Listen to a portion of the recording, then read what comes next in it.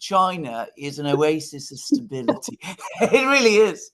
Yeah. If you look everywhere else in the world, every other part of the world, madness is taking hold.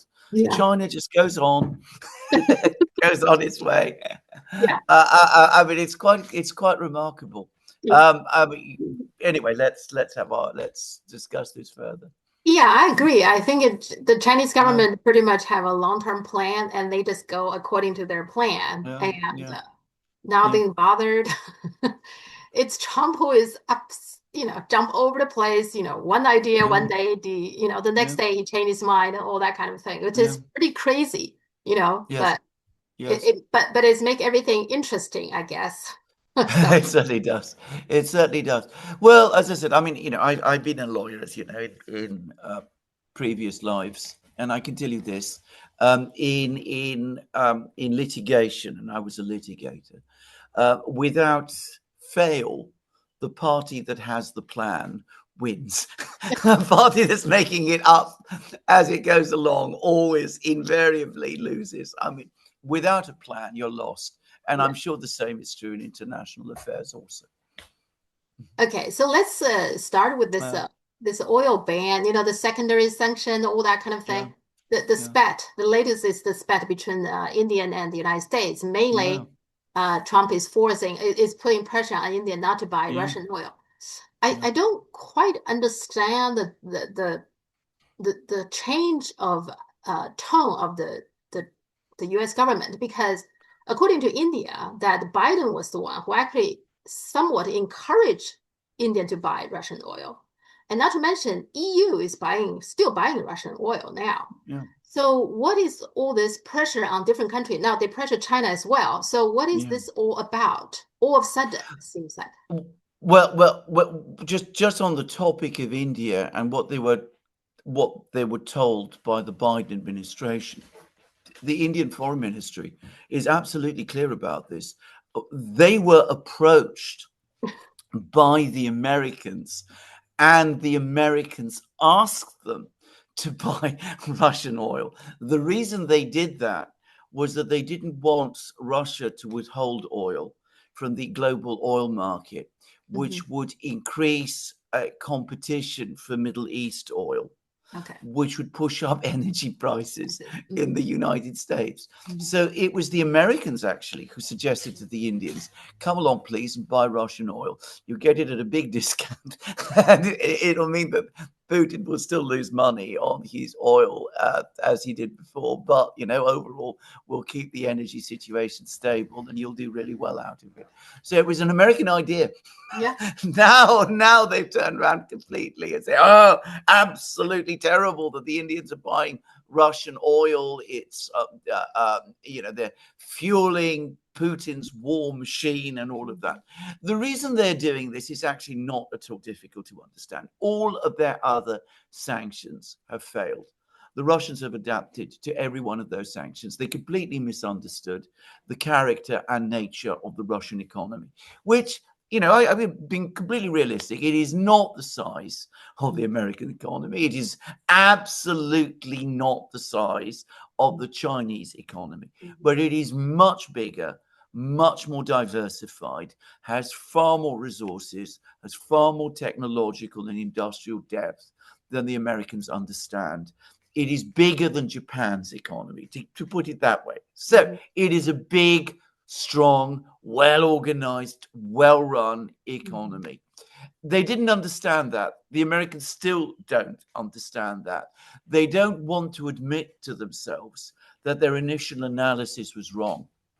So what they've been doing, because Ukraine is now visibly losing the war, and because Russia is withstanding successfully the sanctions shock, what they're now saying to themselves is, what do we need to do?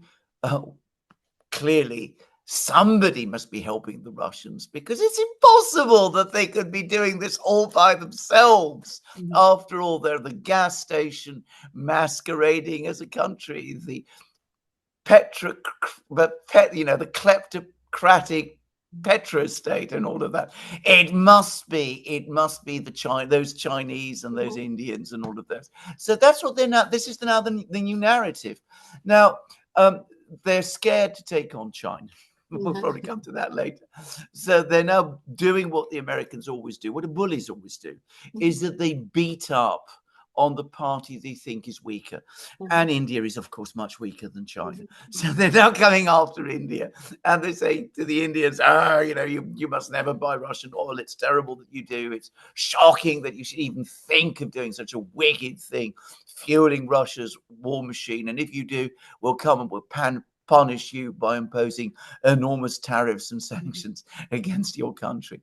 So it's because the Americans basically had a false analysis, which they will not let themselves correct. They won't adjust it. They refuse to adjust it.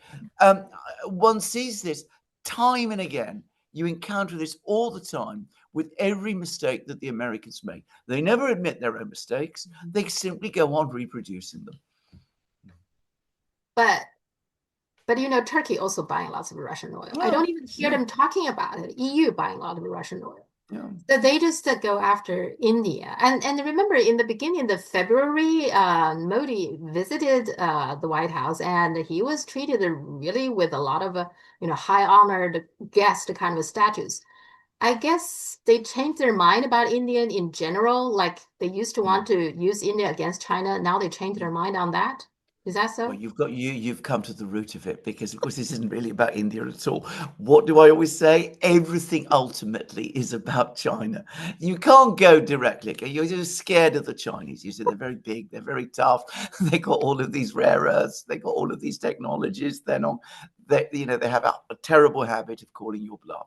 So you bully the weaker party, you break them down, and then you say to yourself, that will scare the Chinese. The Chinese will then be isolated, and they will bend to our will, and they stop buying Russian oil. And then, of course, we'll come after them for other things too, because that's what the Americans always are like. So ultimately, this ganging up on India is about China. And it's also driven by the fact that India is not playing the game that the Americans wanted to play. Now, India is a very complex society. I have many, many Indian friends, by the way. I've never been to India, I should hasten to add, but I have many Indian friends. And I've spoken to senior Indian diplomats or former diplomats.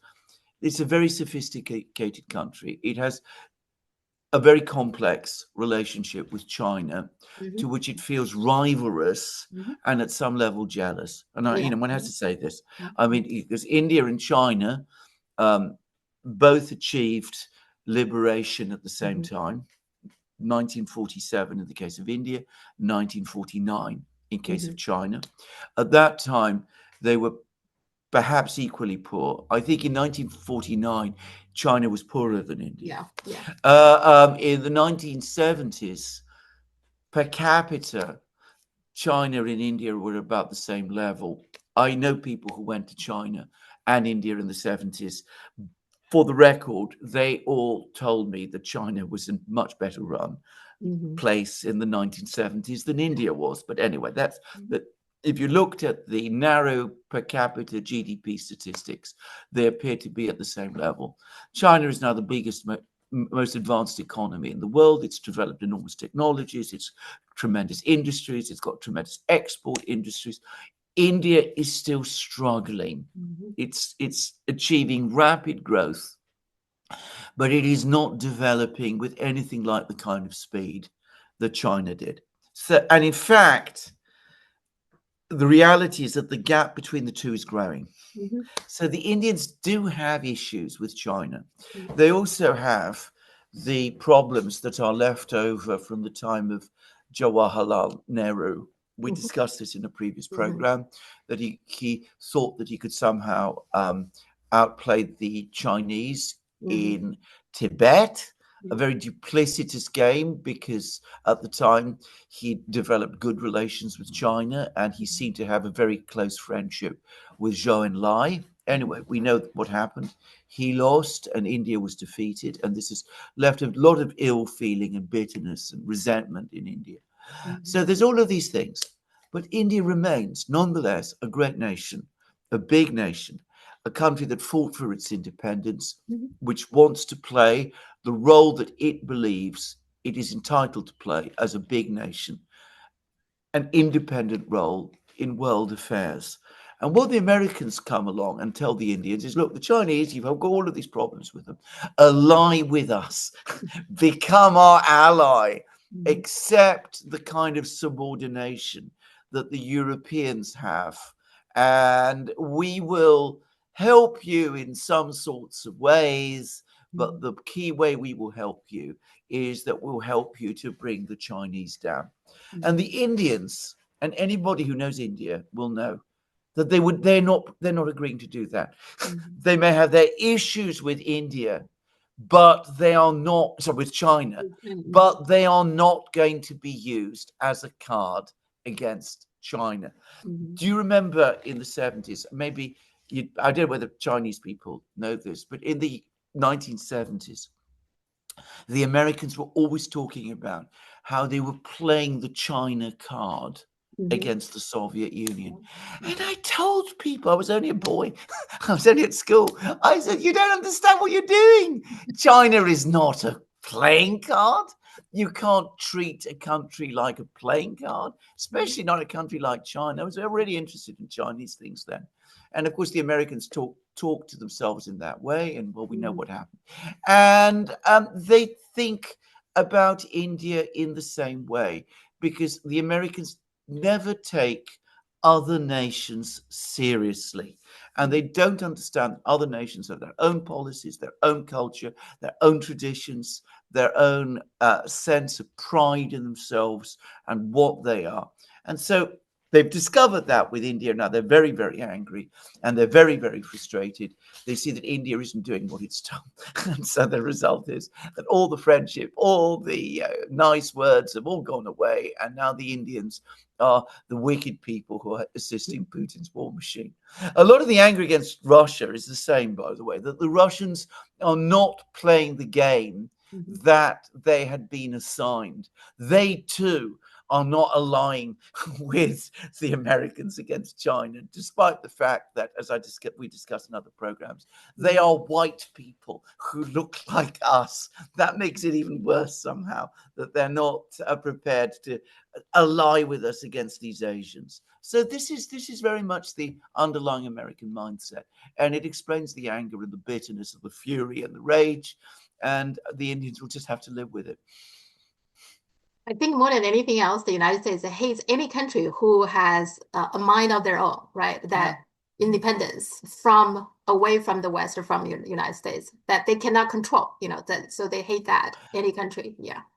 You are absolutely right. I mean, the one thing that the United States does not believe any country should have is opinions about anything. The only country that's entitled to have opinions is the United States. Any other country that has opinions that are not identical with American opinions is behaving outrageously.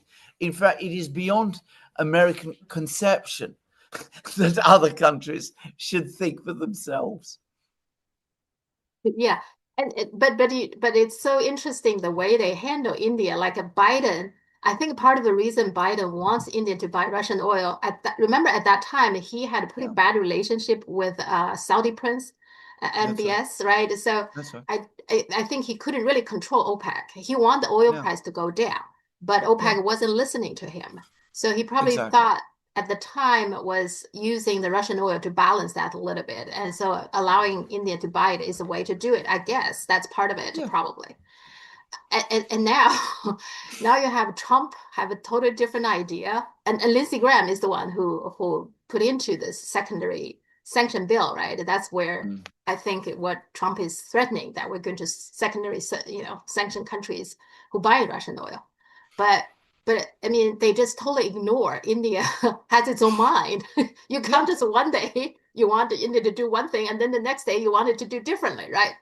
You cannot treat India like a card, or to use the expression that AJB Taylor made about Russia, like a tap that you can turn on and off whenever you want, because that's what they want to do with all countries.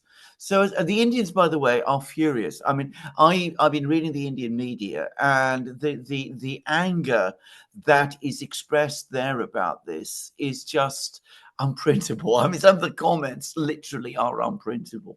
They are furious about this. They're outraged, and it's fascinating to see how this. I mean, I never believed in it. Never thought it would last. But this bromance between India and the United States is now in deep crisis.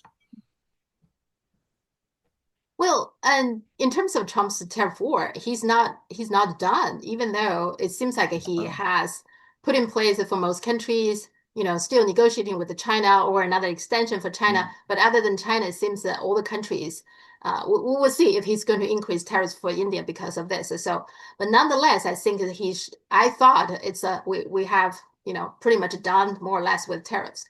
But no, because it seems like his next step is chips and pharma. So instead of countries, he's going after industries now. Yes. Because he says the new semiconductor tariff plan is coming as soon as next week. So he has a plan for chips.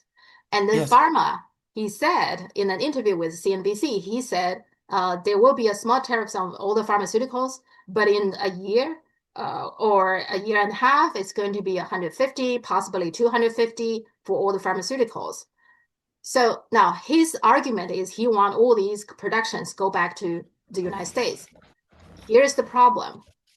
Now, whether these production will go back to the United States, I don't know.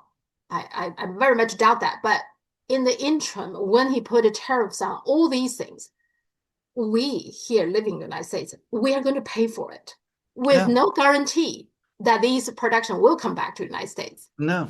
Isn't it? No. This is exactly correct, because what's going to happen is that in many cases they won't come to the United States, because the costs of production in other places is still going to be cheaper. And so all that's going to happen is that the tariffs are going to lead to an increase in prices. Prices for pharma is already very high in the United States. It's already very high in Britain. And in other places, it's going to get higher still. By the way, and this is something else to say, the biggest exporter and producer of pharmaceutical products that are exported to the United States and to Europe is India. just to say, I mean, it tends to be the lower end of pharmaceutical goods. But during the COVID crisis, I remember Modi boasting that India was the pharmacy of the world.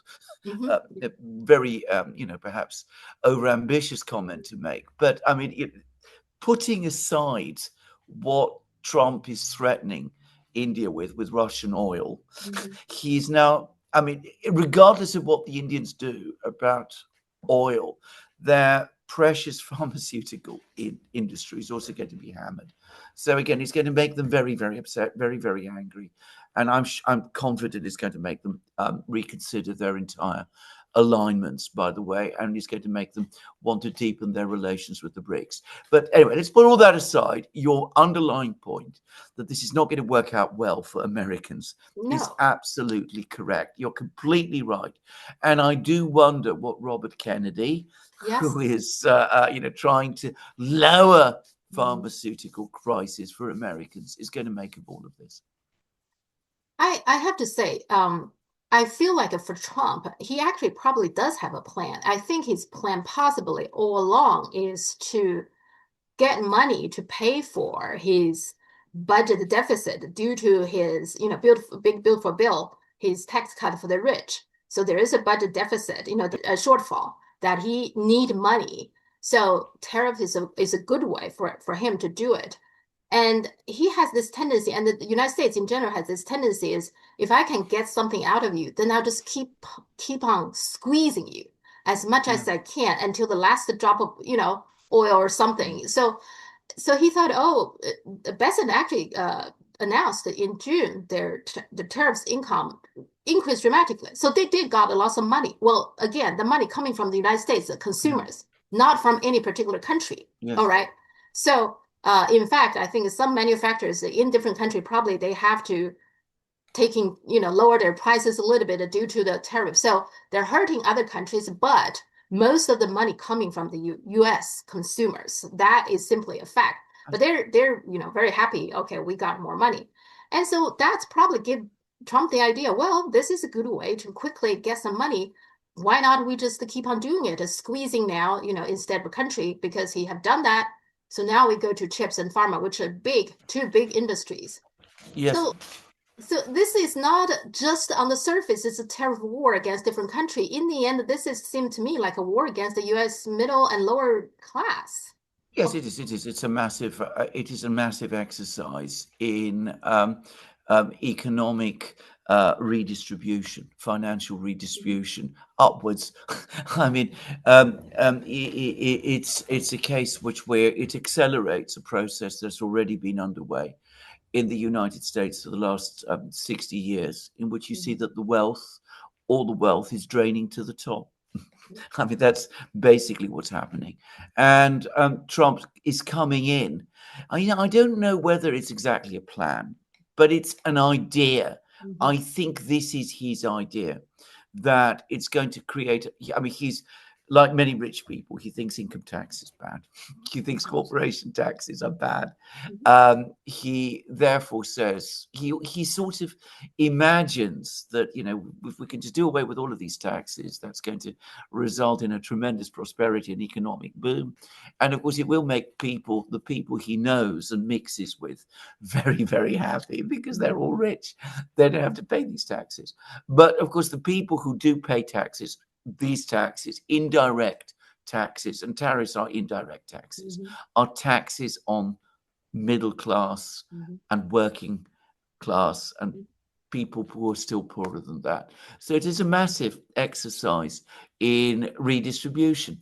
And I'm going to say something else, by the way, that it's not going to achieve what he expects, because however much money he makes from his tariffs, it is never going to keep up with the rate at which he's increasing spending. So he's going to end up in the worst of all worlds, where he will have to borrow more, and he probably can for a while, because the United States has this amazing ability to borrow money, though that's starting to flag now. He's going to print more. And that's what he really wants the Federal Reserve Board to do. He wants it to start printing more. And eventually, either he or his successor does raise taxes, income taxes, and those kinds of taxes, which politically looks very difficult. Or we're going to have something much, much worse happen. And, by much worse, I mean very, very high inflation indeed, to resolve this. I mean, inflation is quite likely to rise anyway in the US, because the tariffs are going to put upward pressure on prices.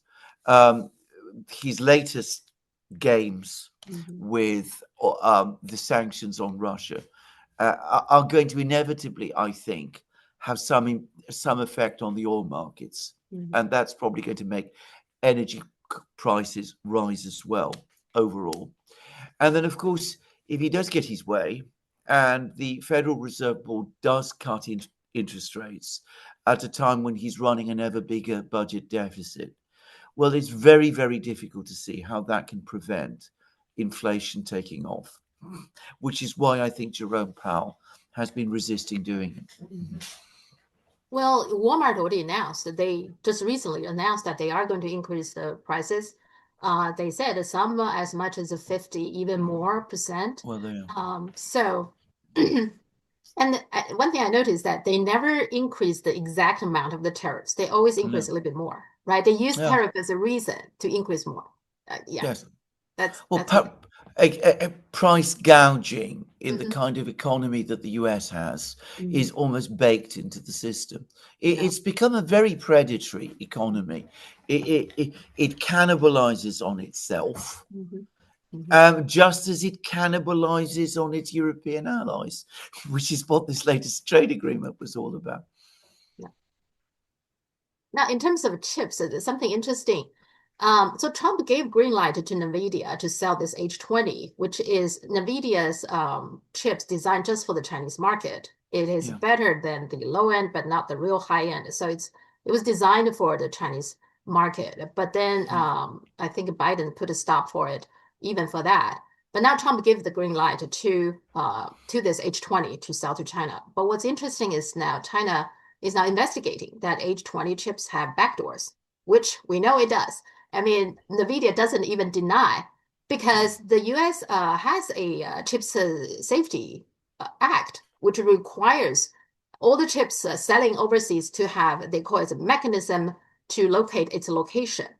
Now, Yeah. how do you do that if you, let's say you sell the chips to Singapore and then Singapore sell to somebody else? If you don't track it, you don't know where that chips goes, right? So you have to track all the chips all over the world, which means Yeah. you have a backdoor. So Nvidia doesn't deny that, but Nvidia said that there is no kill switch, which is remotely to kill this chip. Yeah. That's the latest one. But what's interesting is that this investigation about the H20, that means China no longer desperately need H20, No. right? Because if they do find there's a problem, they could say, well, we don't even allow you to sell here. That's a question, isn't it? Well, that's right. I mean, the reason Trump is doing this, by the way, is not difficult to understand at all, because if you look at the stock market boom, and Trump is somebody who gets very, very, very worked up about the stock markets, because again, it's his friends, it's himself and his friends. They do well out of the stock market, and his family as well, by the way. Mm-hmm. If you look at the stock market boom, it is extremely concentrated in the 7 big tech companies. Mm-hmm. But Yeah. the foundation is Nvidia. Uh-huh. It is Nvidia that ultimately supports all the others. Mm-hmm. And it's been able to do that because over the last couple of years, it's had exceptionally high earnings growth. Now, that earnings growth has started to fall, in part, I suspect, because it's not selling chips to China, which, as we know, needs lots and lots of chips. So I think what Trump is realizing is that, NVIDIA's earnings, its earnings growth is still strong, but it's nowhere near as strong as it was. I mean, it was 100% growth. It's now about 12% growth. It's still very high, but it's not what it used to be. So he wants to keep Nvidia strong and active, and so sell China the chips that you designed for China. But that is historic now, because as a result of what Biden did, China has moved beyond it. I mean, they are able to produce better chips. And it's also that they have the ability to produce better chips. And I'm sure they do. It is that China has plans to produce much better chips. This is becoming an old technology. We said so. I remember us discussing this before. Again, the Americans never can understand that other people are as clever as they are, and perhaps cleverer, and perhaps better organized. In fact, some analysts in China are saying, let's stop buying H20 altogether, because some people call it chips opium. It's like if we rely on these chips, we won't make progress. We need to force ourselves, to be more innovative, do better than, So that's that's what they're doing. Okay. The US job numbers are looking pretty bad. Overall, I think the US economy kind of have a very mixed picture. It's not that long ago they reported like a 3% GDP increase. That looks pretty good. And of course, Besant also announced that, oh, in June we had a record, tariff income, so our finance is much better now. So these are great news. But then, of course, come the job number for May and June, which is adjusted, right? But the adjustment is enormous. It's not a little bit adjustment, because the June number that after the adjustment that they have is 14,000. Original reported was 147,000 jobs increase. So and the May is a pretty similar number. So it's not a little adjustment, it's huge adjustment to the degree that Trump is so angry. So he fired the labor statistics commissioner. I don't know how can that solve problem, but so what is the overall US economy in your view? Well, I've had discussions about this. I discussed this with Robert Barnes, the American lawyer, yesterday. We did a video with him, by the way. Okay. And I've also been in contact with Dr. Jack Rasmus, who is an academic economist, and who also publishes. And he's going to be publishing his comments fairly soon. And you'll be getting other views as well.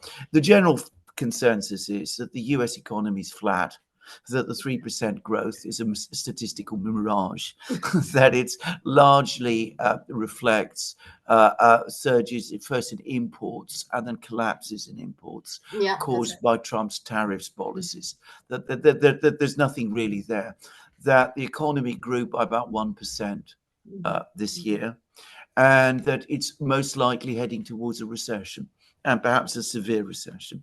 And I think this is probably correct. So, and again, the burst in income from the tariffs and all the rest is probably also a reflection of tariffs and the way the tariffs have been working. It would probably be a mistake to think that this kind of level of income is going to be, budget income, is going to be maintained for very long. So the general view that I know is that the economy is heading towards recession. And inflation, meanwhile, continues to rise. I believe it's now, what is it, over 3%, well above its 2% target. And of course, Trump's actions are making that worse. Dr. Rasmus, like many people, believes that the real inflation rate is significantly higher, in which case we have no growth at all, probably. More likely than not, the economy is already in recession. And there's telltale signs that after a upward blip in real wages when Trump came in, that real wage growth has reversed and that living standards are falling again. Well, the way Trump handled this, he fires this labor statistics commissioner. My question is, can we, in the future, whoever comes in, the new commissioner, can we trust these numbers from the U.S. government?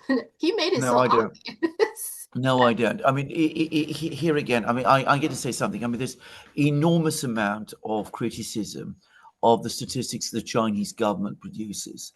Now, I believe they're reliable. I mean, I've been tracking the Chinese economy, not with the same level of attention as I do the Russian. Russian statistics, by the way, are very reliable, just to say. Those you can rely upon. They have extremely advanced data collection systems. Having been to China, data collection systems in China are at least as efficient as the Russian ones are, probably more so. So I suspect the Chinese government has a very, very good idea of where the economy is at any particular point, just to say. So I generally think economic statistics produced by China are reliable. I know that economic statistics produced by Russia are reliable. China and Russia produce relatively few statistics, but you can rely on them. The United States bombards you with statistics. The amount of statistics the United States produces is bewildering, and they're produced by a multiplicity of different agencies, which makes it even more bewildering, and they are revised constantly. So I don't have any faith in them. I don't think anybody does. Going back to inflation, the inflation statistics, there's a statistician called John Williams who has been pointing out the way in which the US has conducted since about 1980 constant revisions into how inflation is calculated, each one of which seems to be intended to make inflation look less bad than it is. I don't have any. I'm sure he's right about this. He's damaged his own credibility by trying to produce his own calculations for inflation, which he's not able to do because he doesn't have the data to be able to do that. But about his own criticism of the inflation numbers, I think he's right. And I think this is true of about everything. The only statistics that I would, to some extent, place some reliance upon are those that show, not the job creation numbers, which are a nonsense in my opinion, but the number of people who are actually working at any one time, which are not completely reliable, but are about as reliable as you can get American statistics ever to be. So I don't take them seriously. I think one of the problems is that for many, many years now, going all the way back to the 70s, in fact, I think that the United States has been very worried that other countries are going to overtake it. And for that reason, it's been goosing up its economic statistics for a very long time to make the overall size of its economy look bigger than it really is. Yeah, I also think there's a lot of inflated numbers there. But it just this time he made it very clear. I don't like your number. I fire you.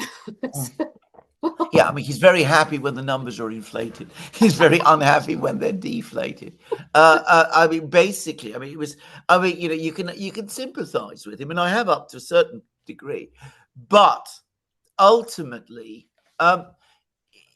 he's shooting the messenger. He doesn't like bad news, so he doesn't want to hear bad news. He wants everybody to tell him that everything is going wonderfully, even if it's not, and that is terrible.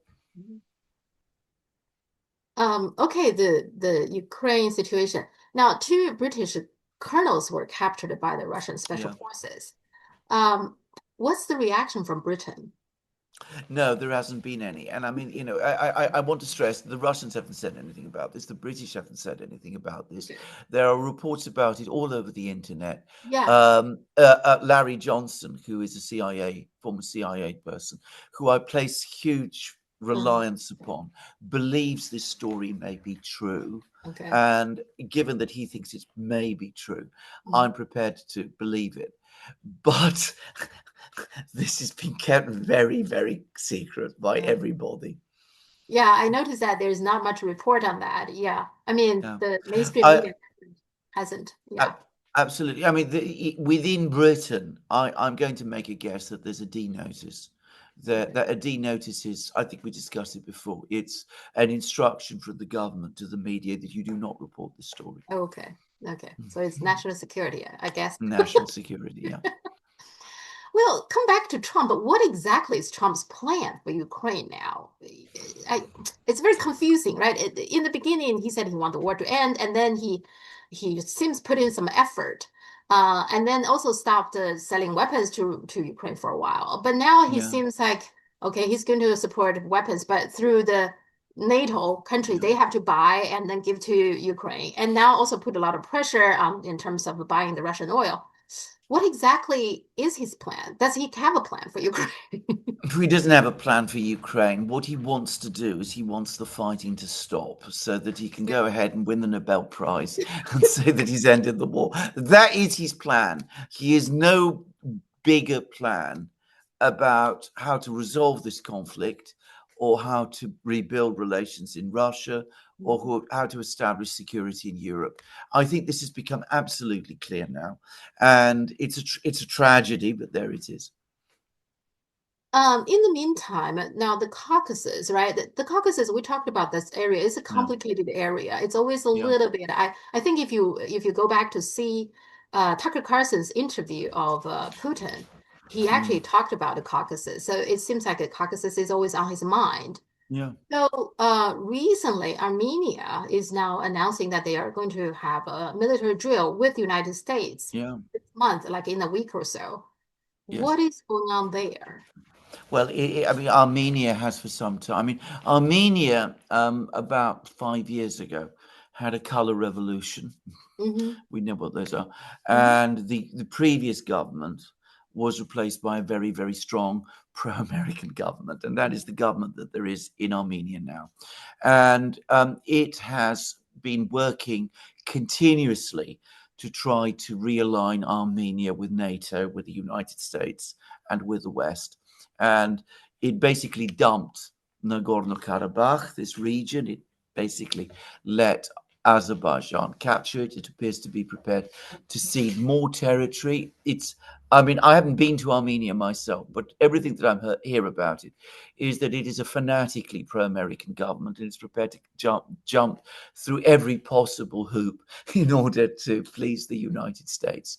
Now, I was recently in Georgia, as you know, and the Georgians think that Armenia is going through the same process that Georgia did, a fanatical pro-American government, which leads the country to complete disaster. It's just that it's doing it 20 years behind where Georgia was. Well, it's interesting you brought this area, Nagorno-Karabakh. I didn't even pay much attention, but I went back and looked at it. Actually, in 2023, there was over 100,000 Armenians left that area. There wasn't much discussion or attention paid to it at the time. A historic ancient Armenian area found itself part of Azerbaijan because Stalin drew regional boundaries in a particular way. But remember, they're all part of the same country because Armenia was itself part of the Soviet Union and Azerbaijan was a part of the Soviet Union. Anyway, Nagorno-Karabakh, as I said, was there. Armenian nation, part of the Armenian nation. They were driven out.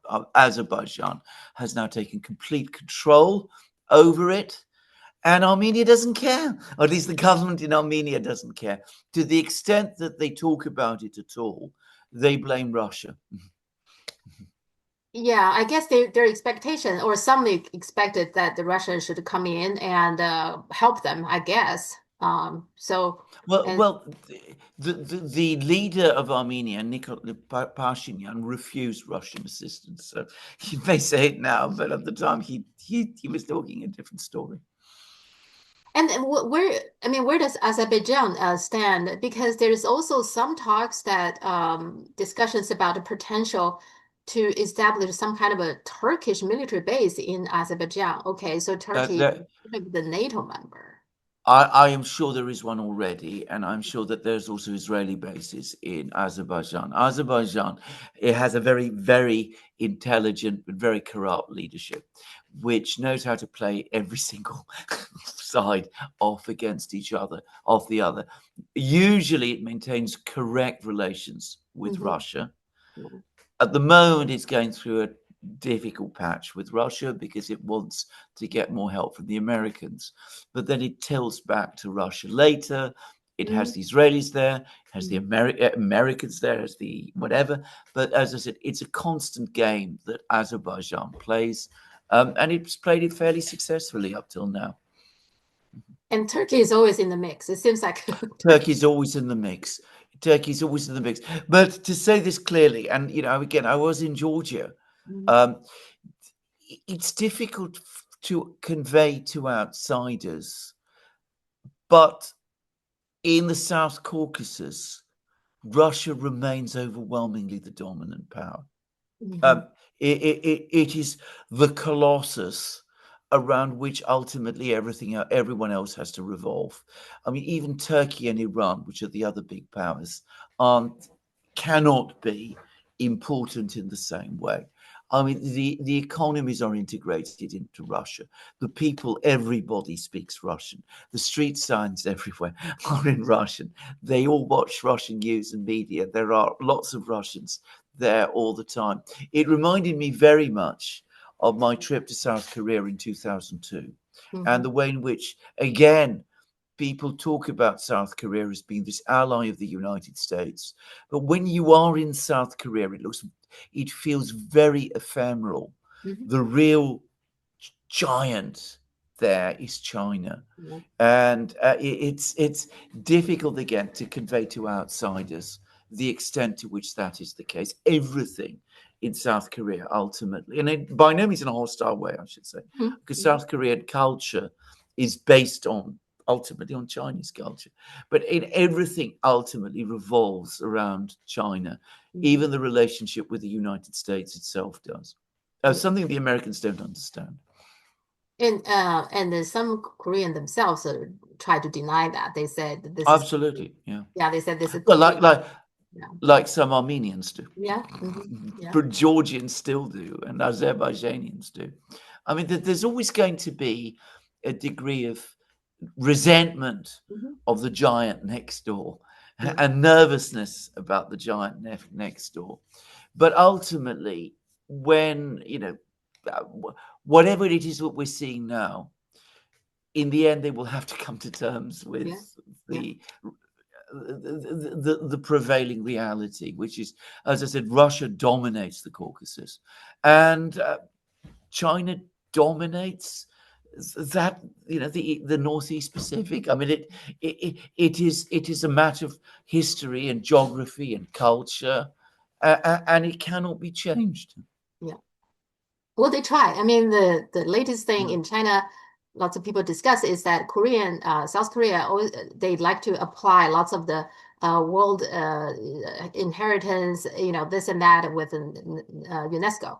But the latest one is UNESCO put in a new rule, like you need to provide some this and that kind of evidence. You can't just claim, okay, this is from Korea. It has to be regarded as world inheritance and something like that.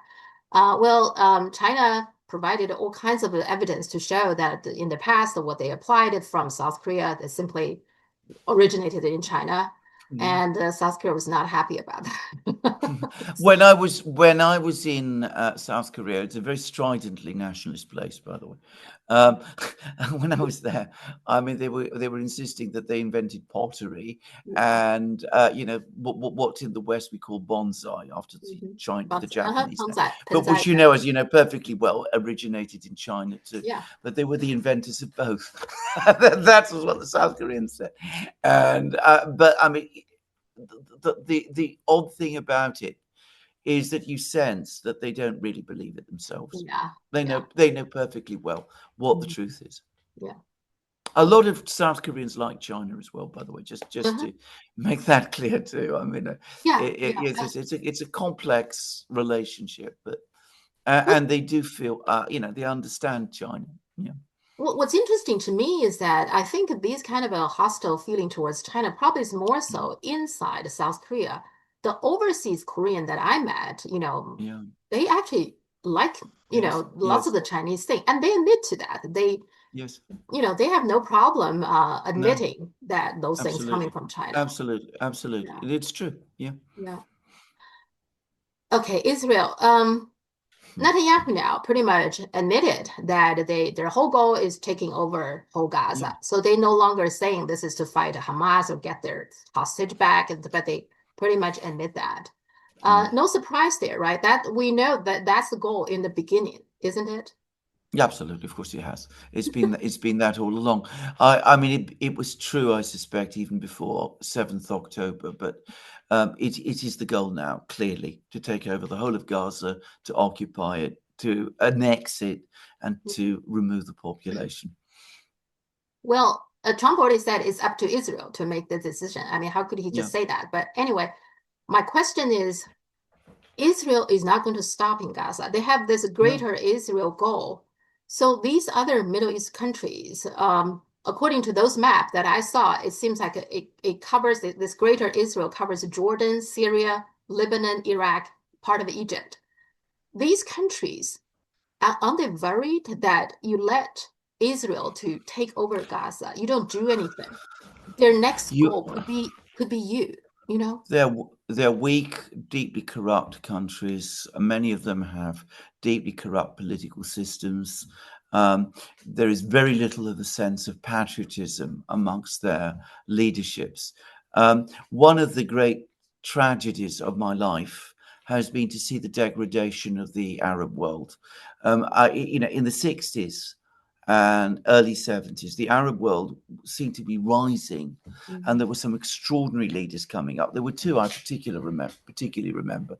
There was Gamal Nasser, who was the president of Egypt, and there was King Faisal, who was the ruler of Saudi Arabia. He was a very strong man. I mean, I often disagree with him, but he was very strong, in his own way, deeply patriotic, cared massively about the Palestinians and what was going on there.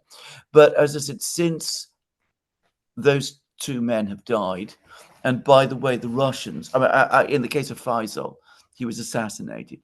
The Russians believe that Nasser was assassinated as well. They sent a doctor to examine him before he died, and he was clear that Nasser was being poisoned. Anyway, since then, the story is of the total degradation of the Arab world. And I'm afraid that makes it very, very difficult for the states of the Arab world to put up any kind of resistance, because the armies are riddled with corruption. The political elites are completely cynical. Many of them are thinking about, escaping to Europe or America, and with whatever riches they can escape with. And as I said, they're not very strong.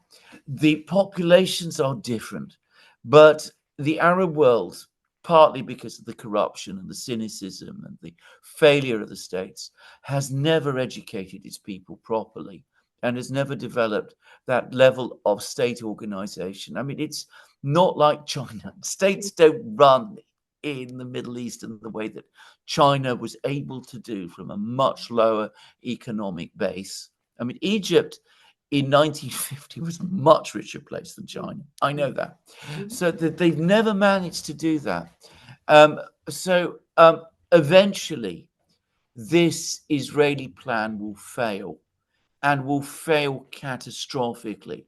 But unfortunately, because there is so little resistance to it at an organized level, it will probably be continued until the point comes when, as I said, the overwhelming catastrophe which a plan like this is bound in the end to cause is upon us.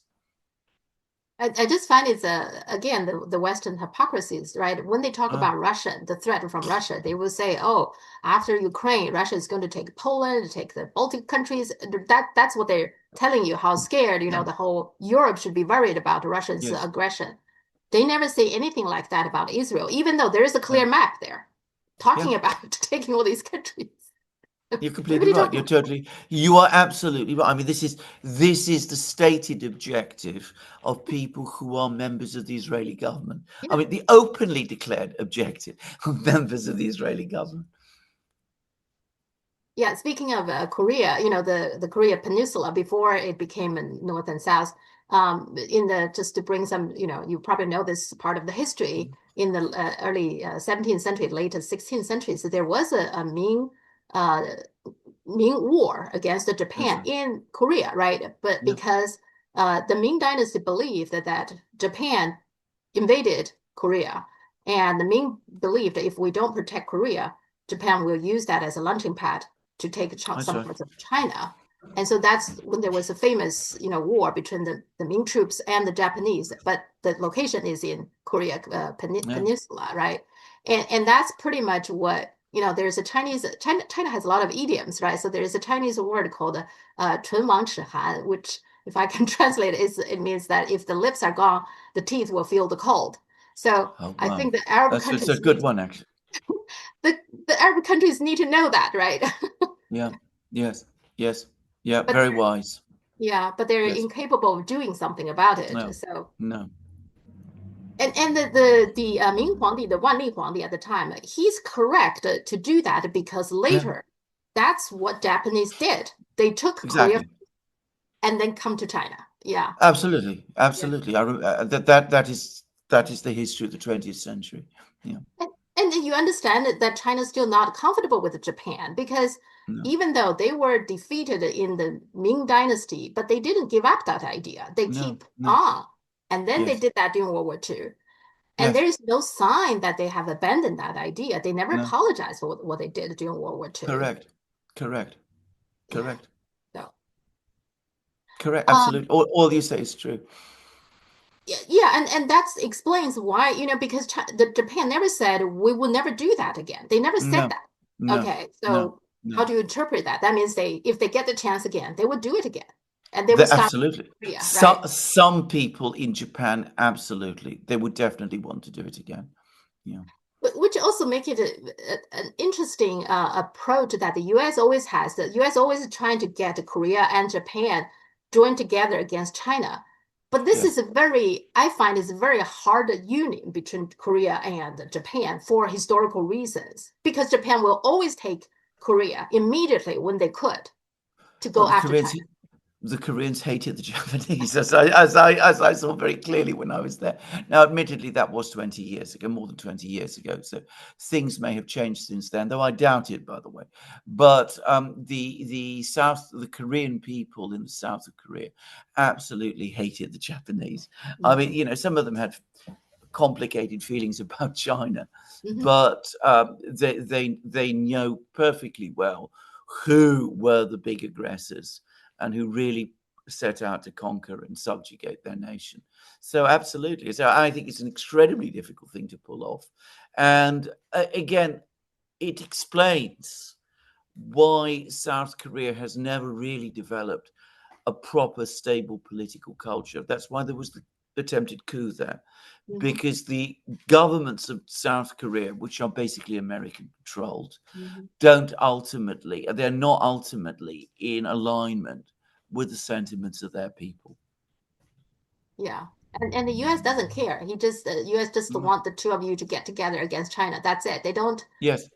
learn about, these, I think, very complicated history and the feelings people have towards each Yes. other, right? Yes. Correct. They don't. Americans have this extraordinary ability to persuade themselves that whoever is disagreeing with them is evil and must be subjugated. I mean, they believe that. They really do. I mean, you could see this in how widespread antagonism to China amongst the American people now is. And they also have this extraordinary ability to persuade themselves that countries around the world have a duty to line up with them against whoever the enemy of the day is. So if Japan and South Korea have histories that make it difficult for them to be friends, that's simply unacceptable. The important thing is that the United States is on bad terms with China. They must ally themselves with the United States and each other against China. And this is very much the American perspective on everything. But they don't seem to treat it as some people well. Like if the Philippines, the Philippines totally did what the US asked it to do. But if you look at the trade deal, the tariffs deal they got, it's not a good deal for the Philippines. So the US doesn't even treat the people who actually are following them very well either. So Well, what was it Henry Kissinger said? To yes. be the enemy of the United States is dangerous. To be its friend is fatal. I mean, Yeah, it seems like to me the United States government is very emotional. It seems like if I like you, for whatever reason, now it seems like Trump seems to like China and Russia. Okay, it seems. Well, it's becoming very predatory. I mean, if we go back to, say, the 1940s and 1950s, it needed to win over Europeans in order to hold back the Soviets and communism. Whether it really needed to do that is another question. I mean, it might be that having a good relationship with the Soviet Union at that time was possible. I believe it was. But anyway, they decided that the Soviets were the enemy. So they decided they need to win over the Europeans. And the way to do that was to help the Europeans become rich. And they invested a lot and they built up the European economies. But that was then. Now they are much less secure. They feel much more pressure on them. The political system in the United States has become much more corrupt. It's become, as we see, cannibalistic and predatory. And now they're eating their own allies. They're ravenously devouring their allies. And also hurting Americans. what And Trump did hurting Americans, is hurting exactly. domestically, hurting Exactly. American public. Exactly. Yeah. Exactly.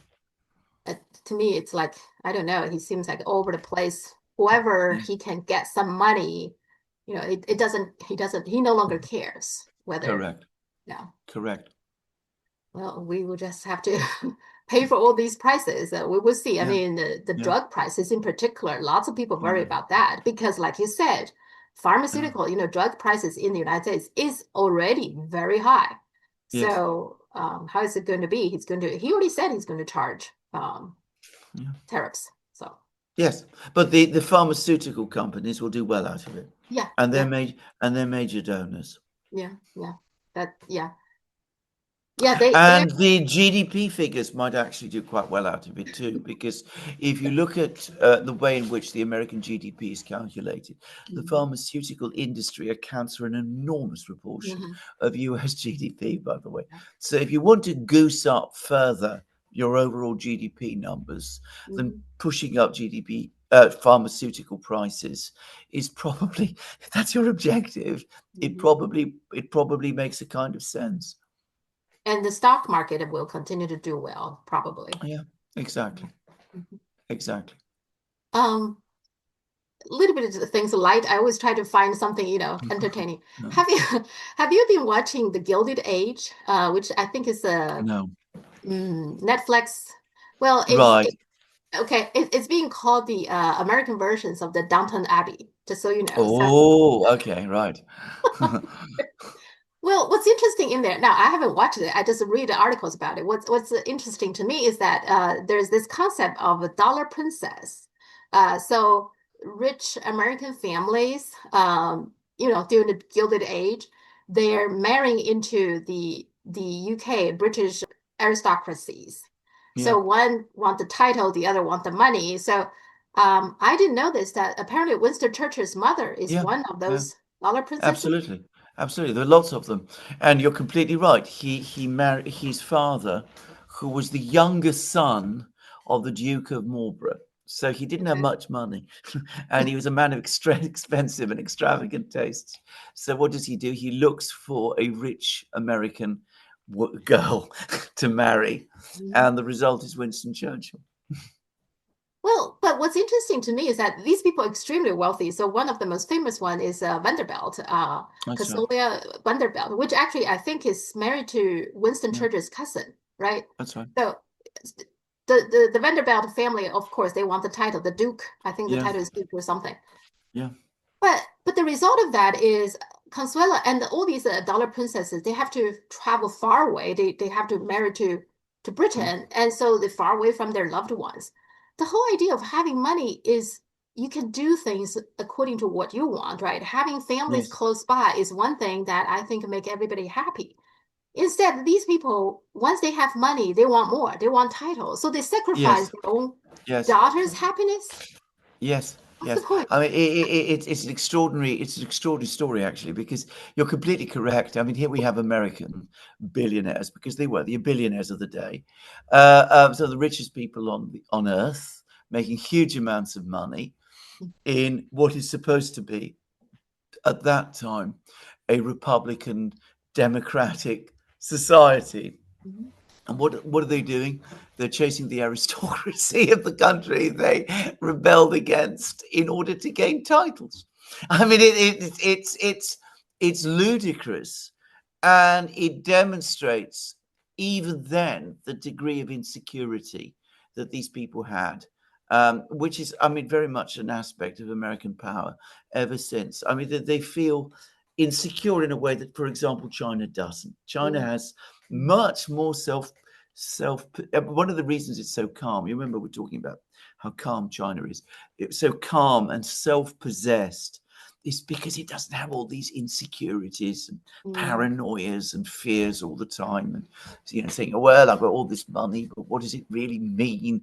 I need to get a title, because that's what's going to really prove to the world and to people in the, billionaire mansion, a little bit further up the Potomac or whatever it is, or in, or New Jersey, that I'm really made it. So, and that I'm really superior to them.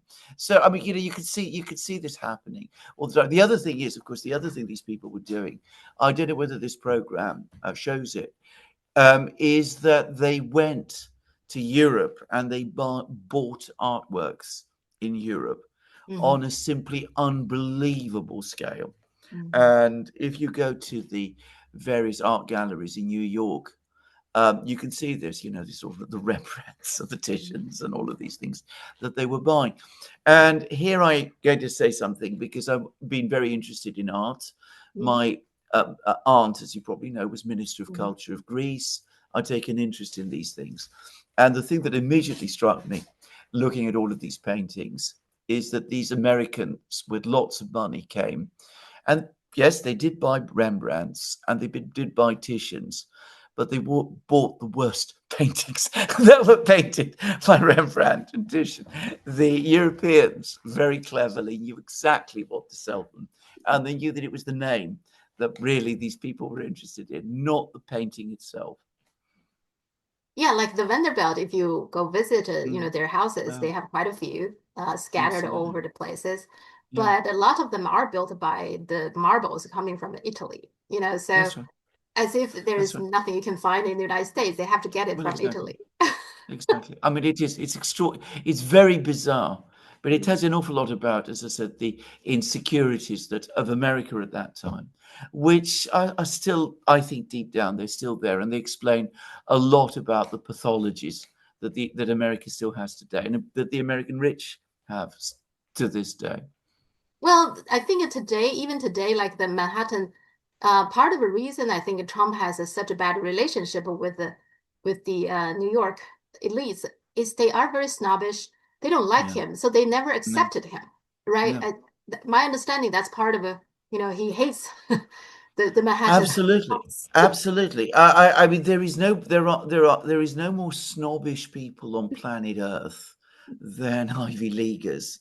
I should say that I've had to work with them. I mean, they dominate the big legal firms in New York, and they all come from certain special backgrounds. They have manners of speech and dress and things of that kind, which immediately identifies them. And as I said, you don't imagine America to be a country of snobbery, but it is so to an extreme degree. In particular, in New York, it seems like they absolutely very strongly, the old money versus the new ones, and Donald Trump in particular. He's this flamboyant person. I think that the old money they don't like them. They don't like him at all, I think. Correct. You're absolutely right. You're completely right. Again, it's about a country that is insecure about its culture. In the end, every Chinese person at some level is part of China's culture and China's history. America doesn't have that because they're still not sure exactly what their culture is. I mean, is it a derivative of European culture? Is it something different? But they have these enormous insecurities, which, as I said, makes them feel that Europe is somehow more classy in some ways.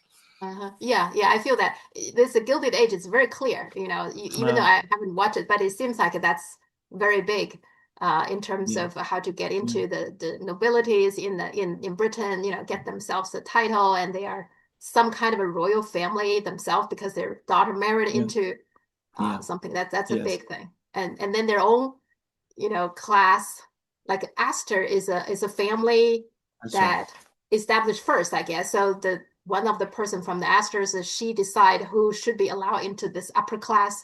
Even in the beginning, like some Vanderbilt family was not welcomed because it's just very interesting. I find from that perspective. It is. I must watch this program.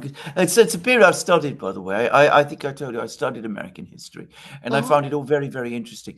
The Astors, by the way, they eventually, a whole group of them, came to Britain. And they so disliked America or were so embarrassed by the America that they came from that they became established here, and they became sort of a part of the British aristocracy. and they bought a huge house called Clifton, Okay. which became famous as a sort of center of political power before the Second World War. Now it's a hotel, by the way. Just saying. Yeah, I mean, these kind of thing, you in order to understand a current event, I do think history helps you a lot, to understand that the Manhattan, upper class, their hatred towards Trump is totally understandable now because Yes. they have stricter rules, right? Whatever rule that is, even the Vanderbilt in the beginning wasn't welcomed, so No. until the Vanderbilt have to try pretty hard to get in. Now, in this movie, is loosely based on the Vanderbilt. They call it the Russell family, but it is loosely based on the Vanderbilt family. That's very interesting. Okay, gosh, I must watch it. I really must watch it. It's called The Gilded Age. So in Netflix, they I think they just approved for the fourth season or something. So anyway. Okay, right. Wow. Gosh. Okay. All right. Let's talk next week. Well, next week is going to be very interesting because we'll see Trump's going to make an announcement today, apparently. So we'll see what that is. And his envoy met with Putin earlier. So, and apparently he's going to take what the Russians say, some signals back. So we'll see whether we get another explosion from Trump or whether he retreats or what he does. And he also supposedly to announce some tariffs on chips next week. So we will see what's happening. I know. But as you said, China quietly, but very purposefully goes about its business. I mean, again, Chinese people may be interested to know is that obviously I follow the media very closely in Europe. You can see a growing sense of admiration, and especially after this disastrous negotiation between Ursula von der Leyen and Trump, people are saying, well, look, we're so weak and China is so strong. Trump is not scared of us and he bullies us, but he doesn't dare bully China. So as I say, you start to see surprising places and admiration of China beginning to develop. It was very interesting. Yeah, a lot of interesting things happening because of this, what recently happened. So one thing, of course, he's also have this big spat with Brazil as well, as you know. Yes. And so he's going to charge Brazil, like Brazil coffee, very high tariffs or something. I don't know whether it's in place or yet. But what's Starbucks going to do? I'm just asking. I mean, really. So what China immediately did is China told Brazil that we're going to have zero tariffs for your coffee. So maybe next time when I go to China, I have to carry some coffee back to the US. That would be interesting, isn't it? It would indeed. Very interesting. Absolutely. Very, very interesting. Yeah. Because I drink a little bit of coffee, but my husband really likes different coffee. So I told him that I'll bring some next. I mean, as far as I know, the United States imports nearly all its coffee. I know they make some in Hawaii, and there's a few other places. But I mean, all those people who drink coffee in the US, they're presumably getting it from places like Brazil. Yeah, I mean, exactly. We'll see. Okay. We'll see. All right. Talk to you next time. Always fun to talk to you. Have a great week, Sophia. Speak then. Bye. Bye.